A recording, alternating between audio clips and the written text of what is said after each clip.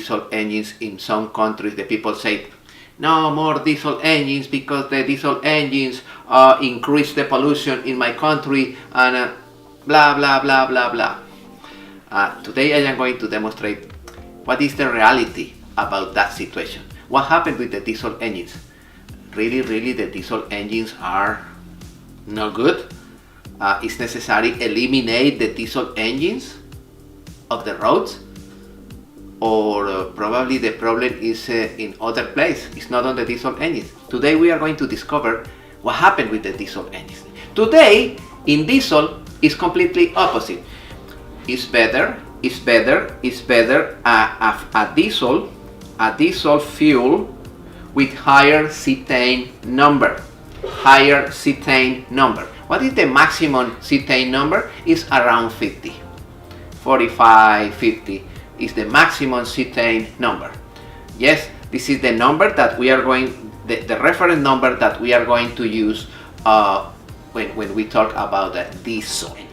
Exactly the same like gasoline. Right now we are going to check what is the formula, what is the internal structure of the diesel.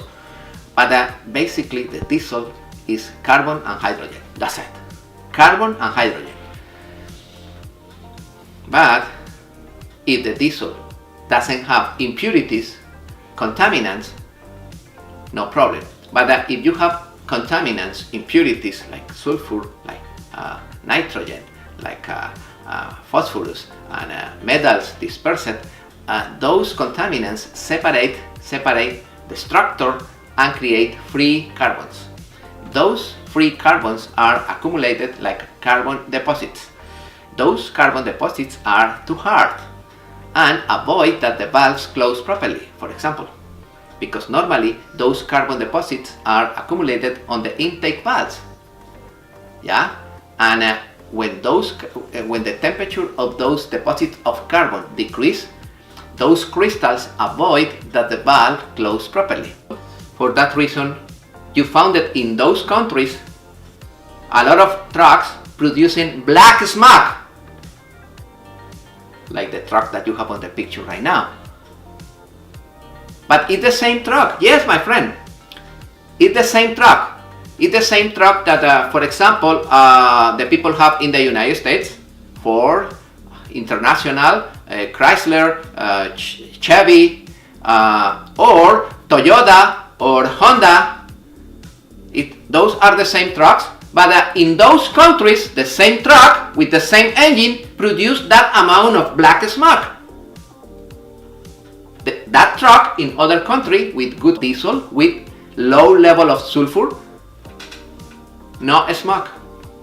In this slide, we are going to analyze in different countries around the world the amount of sulfur dispersed on the diesel. We are going to start with the United States. What happened in the United States? We have 15 parts per million. Okay, it's a good number. What happened in Central America? It's in between 10 and 8,000 parts per million. That's not good. There are a lot of the same in the Caribbean. There are a lot of islands in the Caribbean with bad fuel. Yes, my friends. For that reason, when you visit with your boat the Caribbean, you need to be careful with the fuel. You need to be careful with the fuel. This is, look at the composition, in between 10 and 8,000 parts per million. In comparison with the United States and Alaska, it's 15 parts per million. Let me check what happened in Asia. Asia is perfect. 10 parts per million. China, Japan, Philippines, 10 parts per million. Good, excellent. Congratulations. And those oxides mixed with water produce sulfuric acid, carbonic acid, nitric acid, phosphoric acid. And those acids in the environment produce acid rain.